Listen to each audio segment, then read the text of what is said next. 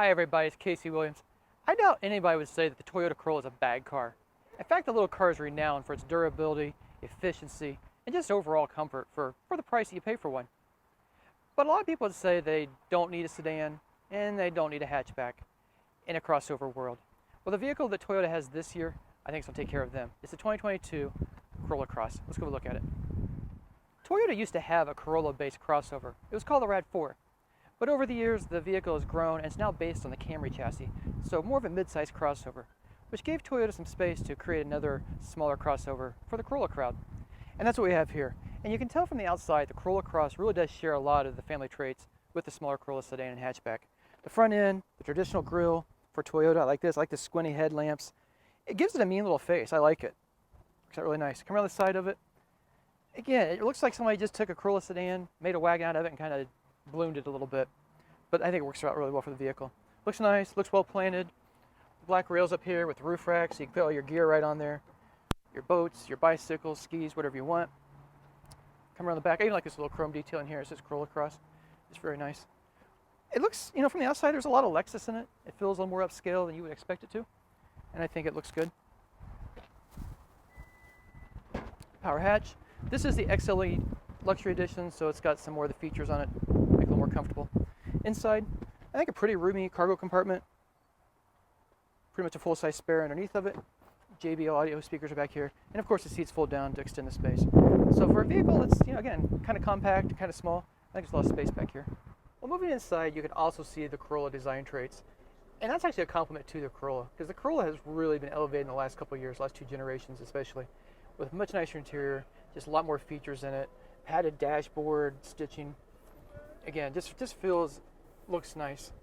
This is hard plastic, a little hard plastic here, but if you kind of tap around, you can find it. But again, this is kind of an entry-level crossover, so I think for what that is, I think it's very, very nice. I like the contrasting color on ours, the light dash with the brown and the light here.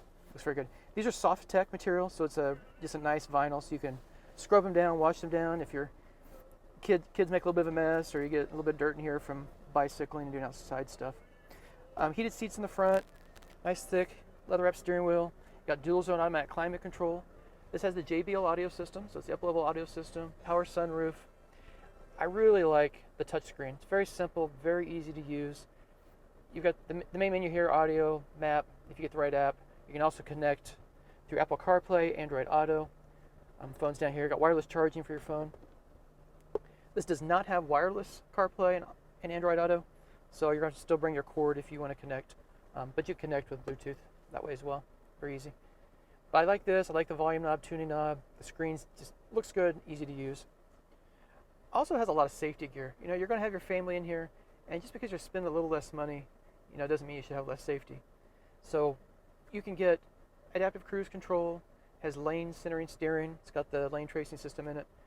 Also has forward collision alert with auto brake. It has pedestrian detection, so it's one of the more sophisticated systems. It has blind spot warning, rear cross path detection with auto brake. So pretty much a full suite of safety gear too. So the Corolla is really well known for having adequate horsepower, decent handling for the car that it is, and really good fuel economy. And the Corolla Cross really continues that tradition. So under the hood is a 2-liter 4-cylinder engine, delivers 169 horsepower and 150 pound-feet of torque. Now routes that to the all-wheel drive system in our vehicle through a continuously variable transmission. That's not an overabundance of power, but it's certainly enough for a compact crossover. And the CVT, if you drive it reasonably, it's pretty smooth. If you get on the throttle really hard, it'll rev up and sound like a continuously variable transmission. But overall, it's a very pleasant experience. This has an independent rear suspension, handles the bumps well, feels very solid. Out on the road, my daughter thought it was pretty peaceful in here. And I agree. It's not a sports car. You're not going to go carve up back roads and just tear it up. But for everyday use, commuting in city traffic, long drives on the highway, I think it's exactly what you want. Gas mileage, a Corolla trademark, is also pretty good in this. 29 miles per gallon in the city, 32 on the highway. And given that you got all-wheel drive, I think that's pretty good. Well, as the RAV4 has grown up and become a more mature vehicle, Toyota had a lot of space to have a compact crossover. And I think they did exactly the right thing. They took all the best attributes of the Corolla, made it a little bit sportier, made it a little bit more roomy, and created the Corolla Cross. And I think a lot of people are really going to like it. So the base price starts right over $22,000. This one with pretty much everything on it, $33,550. And I think wherever you spend in that spectrum, you're going to get a really nice vehicle. So next week, another fun car. Till then, storm forward.